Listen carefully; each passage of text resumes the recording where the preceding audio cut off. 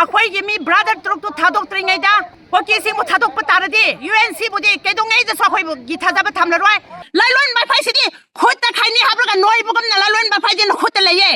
UNCꯗ appeal ꯀꯣꯕ꯭ꯔꯨ ꯔꯦꯟꯖꯀꯤ ꯑꯁꯤꯗ ꯀꯂꯥꯇꯣꯝꯕꯤ ꯅꯝꯗꯤꯂꯣꯡꯗ ꯂꯩꯕ ꯌꯦꯜꯍꯧꯃꯤ ꯄꯨꯝꯅꯃꯛ ꯀꯣꯕ꯭ꯔꯨ ꯔꯦꯟꯖ ꯑꯦꯔꯤꯌꯥ ꯄꯨꯝꯅꯃꯛ ꯑꯩꯈꯣꯏꯅ ꯑꯦꯄꯤꯜ ꯇꯧꯖꯔꯤ ꯑꯩꯈꯣꯏꯒꯤ ꯃꯤ ꯕ꯭ꯔꯥꯗꯔ ꯇꯔꯨꯛꯇꯨ ꯊꯥꯗꯣꯛꯇ꯭ꯔꯤꯉꯩꯗ ꯀꯣꯀꯤꯁꯤꯡꯕꯨ ꯊꯥꯗꯣꯛꯄ ꯇꯥꯔꯗꯤ ꯑꯩꯈꯣꯏ ꯑꯦꯔꯤꯌꯥꯗ ꯂꯩꯕ ꯀꯥꯡꯕꯨ UNCꯕꯨꯗꯤ ꯀꯩꯗꯧꯉꯩꯗꯁꯨ ꯑꯩꯈꯣꯏꯒꯤ ꯊꯥꯖꯕ ꯊꯝꯂꯔꯣꯏ ꯄ꯭ꯔꯖꯥ ꯃꯤꯌꯥꯝꯒꯤ ꯑꯄꯦꯝꯗꯣ ꯇꯧꯕꯤꯌꯣ ꯑꯩꯈꯣꯏꯒꯤ ꯕ꯭ꯔꯥꯗꯔ ꯇꯔꯨꯛꯇꯨ ꯍꯟꯅ ꯐꯥꯈꯤꯕꯗꯣ ꯍꯟꯅ ꯊꯥꯗꯣꯛꯇꯕꯤꯗ ꯀꯣꯟꯅ ꯐꯥꯕꯗꯣ ꯀꯣꯟꯅ ꯍꯟꯅ ꯊꯥꯗꯣꯛꯀꯦ ꯍꯥꯏꯕꯗꯤ ꯀꯗꯥꯏꯗꯒꯤ ꯂꯥꯛꯄꯒꯤ ꯅꯤꯌꯣꯝꯅꯣ ꯑꯗꯨꯗꯤ ꯅꯣꯏꯅ ꯑꯩꯈꯣꯏꯅ ꯎꯅ ꯑꯩꯈꯣꯏꯅ ꯈꯪꯅ ꯃꯆꯤꯟ ꯊꯤꯕ ꯈꯪꯅ ꯎꯅ ꯕꯤꯆꯥꯔ ꯇꯧꯕ ꯂꯥꯟꯕ ꯑꯁꯤꯗꯤ ꯑꯩꯈꯣꯏ ꯄ꯭ꯔꯖꯥ ꯃꯤꯌꯥꯝ ꯌꯥꯅꯤꯡꯗꯦ ꯀꯂꯥꯇꯣꯝꯕꯤ ꯅꯝꯗꯤꯂꯣꯡꯗꯅꯤ ꯍꯧꯖꯤꯛ ꯑꯩꯈꯣꯏꯅ ꯄ꯭ꯔꯣꯇꯦꯁ ꯇꯧꯔꯤꯕ ꯑꯩꯈꯣꯏꯅ ꯁꯠꯗꯥꯎꯟ ꯇꯧꯔꯤꯕꯁꯤ ꯉꯁꯤ UNCꯅ ꯀꯣꯀꯤꯁꯤꯡꯕꯨ ꯁꯦꯅꯥꯄꯇꯤꯗ ꯑꯩꯈꯣꯏ ꯅꯥꯒꯥ ꯕ꯭ꯔꯥꯗꯔꯁ ꯇꯔꯨꯛꯄꯨ ꯔꯤꯂꯤꯁ ꯇꯧꯗꯕꯤꯗ ꯃꯈꯣꯏꯕꯨ ꯔꯤꯂꯤꯁ ꯇꯧꯒꯅꯤ ꯍꯥꯏꯅ ꯉꯁꯤ ꯗꯤꯁꯤꯖꯟ ꯂꯧꯈꯤꯕꯒꯤ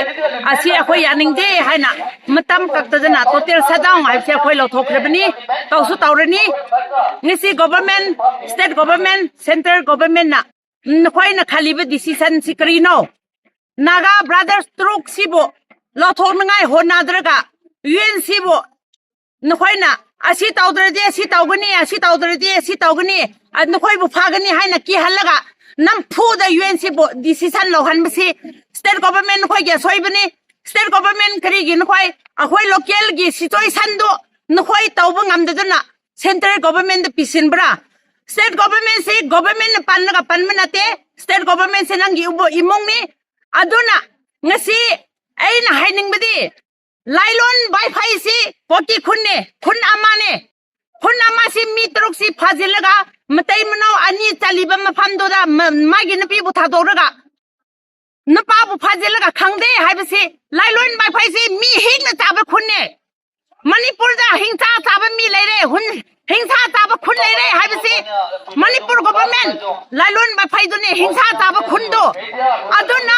मणिपुर दा हिंसा चाबा खुन लेबा तारदी मणिपुर से कम हाइन हिंगेरो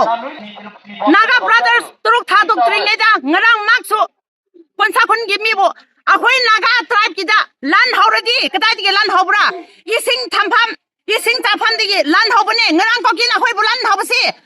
konsa khun gi pipe to ta than laga मखोइ ने इम्पोस्ट इसिंग लाक्ट्रेबी इसिंग येंग बलाकनी हाइबसे एडवांटेज लौरगा मखोइ सि लारगा इम्पोस्ट लौरगा इसिंग येंग बलाकपे मी बुने मखोइ नंगरांग इम्पोस्ट लौरगा कापदो होजै सोइ हॉस्पिटल दे लेय मखो तेगगा सेंट्रल गवर्नमेंट नखोइ करी तौरी ब्रो असि फाव थाजाद्रि ब्रो नखोइना लाइलोन बाय फाइसिदि खोत खाइनि हाब्रगा नोइ बगम ना लाइलोन बाय फाइदि नखोत लेये नांगी खोत खाइनि हाब्रगा नोइ बगम ना लाइलोन बाय फाइसि नोइ बियो करी तौरी ब्रा स्टेट गवर्नमेंट चांगना दे सिदि पिक माले सेंट्रल गवर्नमेंट खोइ वखन चांगना चुमबियो वखन चमना थबक तो तौबियो लाइलोन बाय फाइसि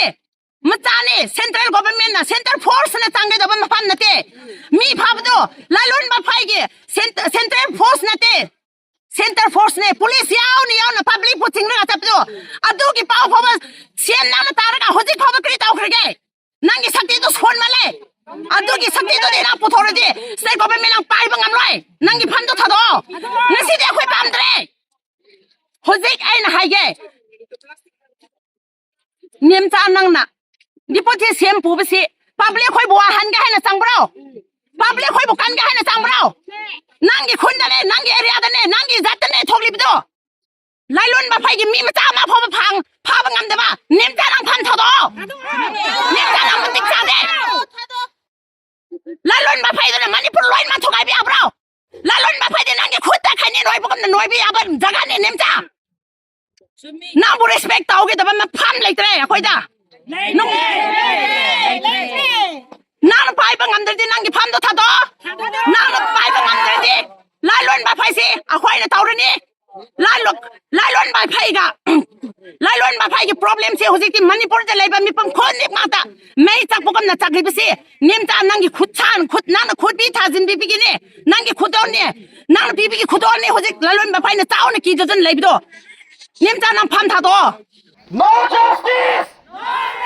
No justice!